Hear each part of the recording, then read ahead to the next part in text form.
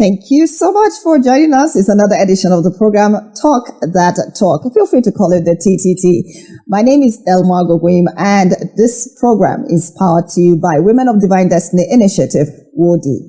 And on behalf of the executive producer of the program, Her Excellency Neoma Zinaria Nkechiratos Okorocha, PhD, we say, we're glad that you are watching. Today, we will be looking at how you can monetize your skill for financial freedom.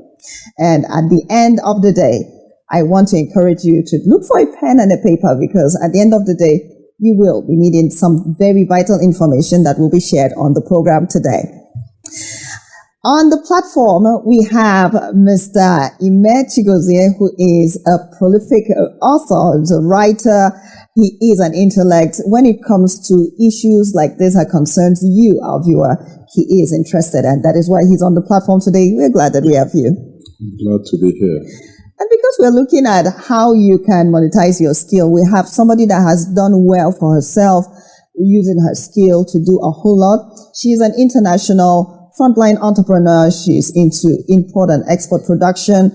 She's into headwears. She is an interior decorator. She is an event planner. She is the CEO of Sagibi. She is just a whole lot, much more. We have Princess Bumi Pukat Sita right here. Thank you so much for coming.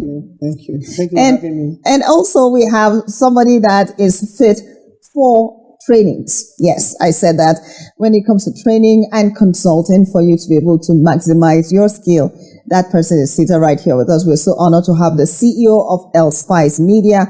He's an inventor. He is the inventor of the Common Sense card game. He is Mr. Victor Prince Dixon. We're glad to have you. Thank you for having me. All right, so I'm sure from the introduction, you know that we're not here for jokes. We're here for real business so that your life can get better and our lives as well. We'll take a short break. When we come back, let's talk some skills. Glad that you're watching. It is Talk That Talk, aka TTT. And today we're looking at how you will be able to monetize your skill for financial freedom. Mr. Dixon, what is a skill? A skill is a capacity to solve problems. The most simplest form of it. When you have that capacity to solve problems. And then, one of my expertise is problem solving. And then when we're talking about problems here, we have three basic kinds of problems.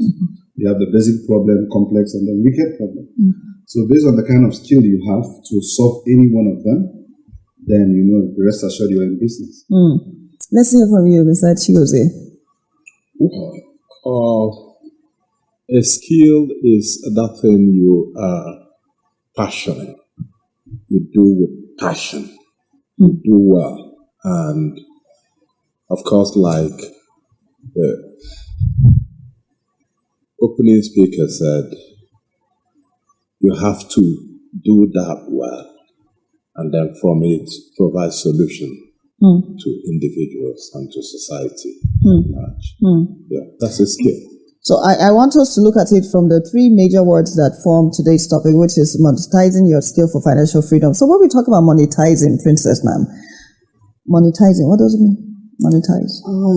First and foremost, I would want to describe my understanding of skill to be an inbuilt, divinely orchestrated talent from God. Because God doesn't make any mistakes, and God doesn't do something that doesn't have value. I believe that every human being that is created by God has an inbuilt capacity to be able to go out of the box to do something. So it's all about discovering the reason why, discovering your passion, like the last speaker said and talked about, and discovering what makes you happy. And when you discover that, you can go further by going for training or discovering how to make it into a kind of business or to be financially independent through it. Like these days now, Nigeria can accommodate giving all the youths jobs. Even personally, me, I see job as just obey your boss. Especially the kind of generation we have right now that they find it so difficult to obey simple instructions. So this is the right time for individuals to think about what exactly they can do that will make them happy, that will make them fulfilled, and at the same time, it will put food on their table and still have excess to save for futuristic use. So now monetizing is where the issue of putting food on the table comes in. Would you call that monetizing? Yeah, sure. Like I can do a personal example of myself. Yeah. Coming back into the country, like when I was in school, let me just start from there. I love beauty. And I love beautiful skin. So I now started making herbal soaps and all these things, even in school. And it got to a stage I was using them. People were asking me, why are you using? Before I knew it, I monetized it. I started selling. Even outside my school. I started selling to a lot of organizations, local governments and all that. So after a while, I left the country. I came back. I wanted to invest into that particular thing. Unfortunately, I was duped. And Sorry all that. about that. Yes, so I was so heartbroken. And about that time, I was like, okay, what next? I don't have these huge millions anymore to invest into machines for this. What else can I do? I have passion for anything beautiful. And I went to do all that skills. As in, I had to go and learn how to make bags, shoes, fascinators, attenuators. Like this thing I'm wearing right now. It's one of my products. Let's start it. Wow. Awesome. Yes, yes. The shoe I'm wearing right now. It's one of my products as well. Wow. Yes. I make bags, I make a lot of things and all So that. you went to learn. I went to learn. And my passion is beauty. And I went to learn and I still, after learning, I still built myself more than what I learned. And I started making good money. Interesting. I export them to the US, to the UK, to Dubai, a lot of African countries. Now, you said something very profound. At first, for the soaps now, it was first for yourself. For myself, yes. Then you found out you could actually make money myself, from so I was working, people liked it, and I started selling it. Now, Mr. Dixon, let's look at financial freedom. To what point do I say that I'm financially free? Well, financial freedom most times have different definitions, but the whole logic about financial freedom is that every day when you wake up in the morning, there are responsibilities. You understand? You have transport responsibility, you have food, you have your rent, and the rest of them. So every morning, there is a knock on your door, bills left and right. So you're supposed to build yourself to equate your kind of income to be above what you spend. Because the challenge is that most people make income, but it's not above what they spend. So you always are falling short. So it's put in a day that the amount of money you spend for food, for house rent, for instance, you spend for your clothes, your medical, and the rest.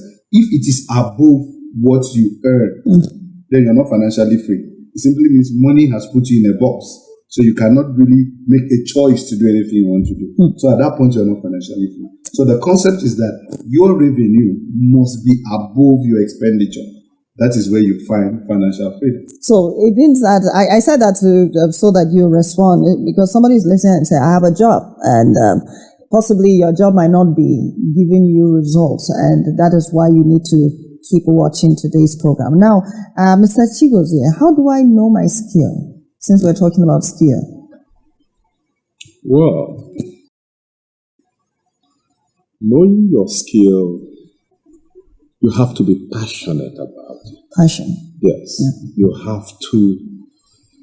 have to be good at what you do to say this is my skill. Okay? You don't have to be under pressure. You don't have to be under any kind of pressure doing that. That skill. Then the skill should also be able to solve problems. Okay? If you're doing something and it's not problem solving oriented, you don't have to call it a skill. It's merely a hobby. Okay? Yes. It's just a hobby. Let's hear from you. So the truth is that, this is one of the, being in the coaching world, being consultancy and training, this has been one of the major challenges we've not been able to define clearly. The challenge of, I love doing something because I earn money doing that thing. So sometimes you see most young people who fall into the trap of, I love to do a thing because passion sometimes has been played around with. The definition of passion is not yet very clear. Right? It's not popularly clear, and that's the key word, is this.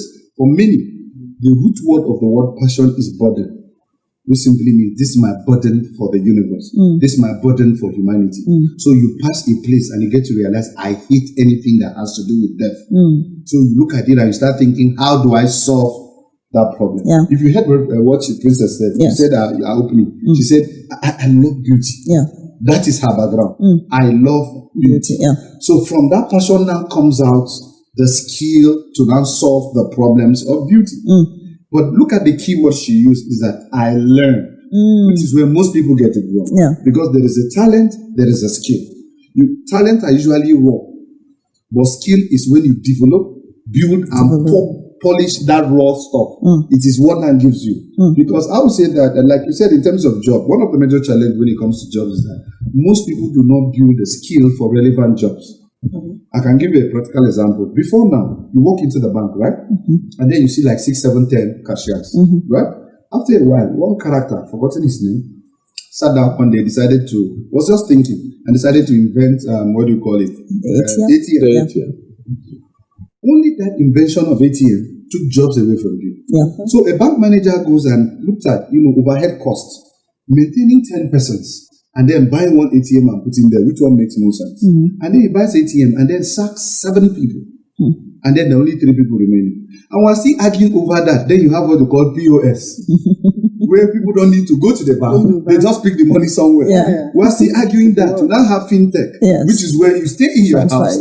Exactly. So when you look at it across board, it now reduces your relevance. Yeah. But before then, if they ask you, say, I'm a professional cashier. But cashier just died.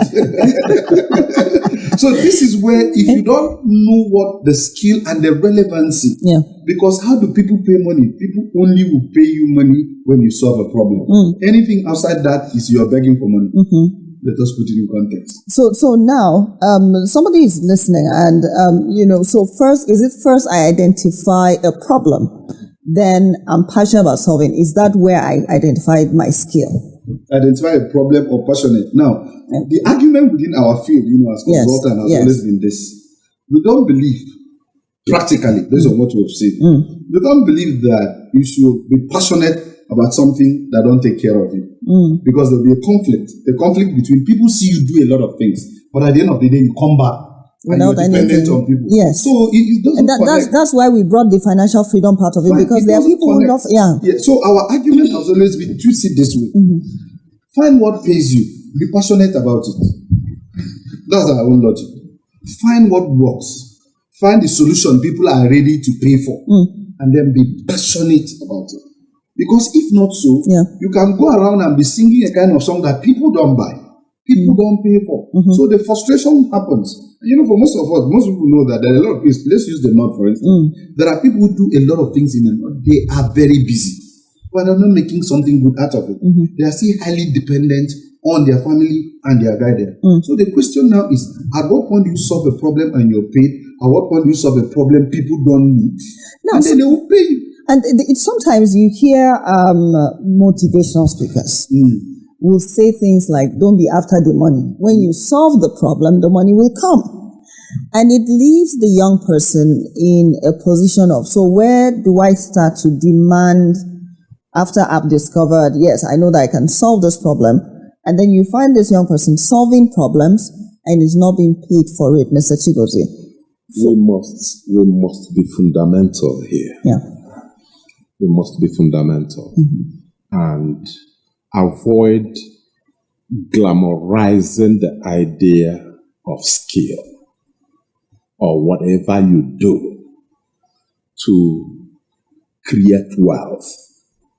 Whatever you do to render services to humanity, okay?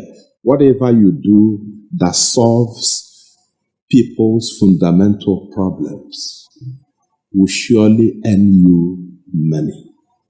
Will surely earn you money. It's not a token thing. It's a pragmatic thing. It's an actionable thing that if you have those skills that will solve people's problems, you're bound to make money out of it. Like our dear Prince said, you can be busy doing what excites your spirit, but it makes no meaning to people at large. And at the end of the day, you could be entertaining people and still be a beggar. But fundamentally, just like truth does not change, people's problems are always there. There are old problems, there are new problems, there are emerging problems, there are even problems that are yet unanticipated. They will come. So when one goes to think deep, having insight, propelling foresight, looking into the future by farsight, you see that there will always be problems. And if you have such skill that helps you proffer solution to these problems, my dear, you will get into financial freedom, which is paying your bills without pressure. Coming back, we will discuss on how to be able to develop that skill, or how to develop in your problem-solving skill, and how to be able to make money out of it. It is still TTT. We'll be right back.